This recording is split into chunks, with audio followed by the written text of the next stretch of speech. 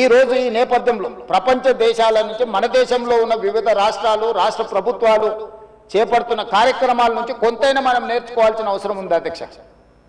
వాళ్ళందరికంటే ముందు నిజాం సర్కార్ మూసీ నది రివర్ ఫ్రంట్ను నిజాం కట్టిండు అధ్యక్ష. వీళ్ళందరూ మేల్కోకముందే మీరు పురాణపూల్ బ్రిడ్జ్ నుంచి మక్కా మసీదు నుంచి మీరు ఆ లైన్ అంతా చూడండి.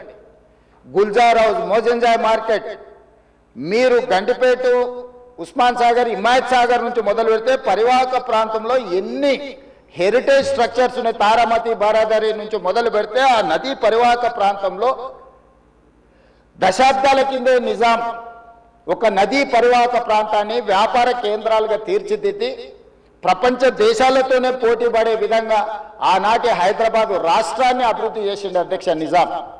కాలక్రమేణా స్వతంత్రం వచ్చింది, ప్రజాస్వామిక పాలన వచ్చింది. కానీ నిజాం చేసిన అభివృద్ధిని మొత్తం కాలగర్భంలో కలిపేసేసి కనుమరుగు చేసేసి పాలకులకు నిజాం మీద కోపం ఉంటే నాకు అభ్యంతరం లేదు. కానీ నిజాం కట్టిన కట్టడాలను, చారిత్రాత్మకమైన కట్టడాల నుంచి మొదలు పెడితే చేసిన అభివృద్ధిని మొత్తం కాలగర్భంలో కలిపి కలుషితం చేసి ఆక్రమించుకొని అన్యాయక్రాంతం అయిపోయి ఈరోజు నివసించడానికి యోగ్యం కాని ప్రాంతాలుగా తయారు చేసేసి ఇదొక భాగం.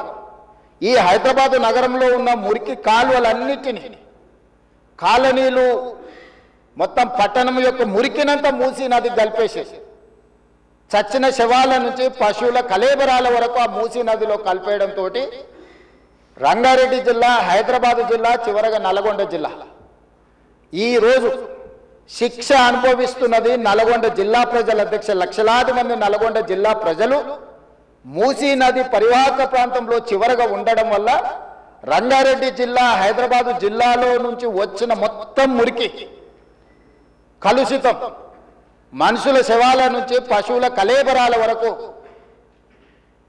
ఫార్మా కంపెనీలు వెదజల్లుతున్న విష కాలుష్యం నుంచి మూసీలో కలపడం వల్ల కింద వాళ్ళు జీవించలేని పరిస్థితి ఉంది.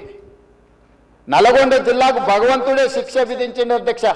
వాళ్ళ దురదృష్టం, దేవుడే వాళ్ళ మీద కక్ష కట్టిండి అన్నట్టుగా ఫ్లోరైడ్ ప్రాంతంగా ఆ ప్రాంత ప్రజలు పేదవాళ్ళు కాళ్ళు వంకర, చేతులు వంకర, నడుము వంకర, పుట్టే పిల్లలు అష్ట వంకర్లతో పుడుతుంటే కన్న తల్లిదండ్రుల యొక్క దుఃఖం ఎలాంటిదో అర్థం చేసుకోండి అధ్యక్ష.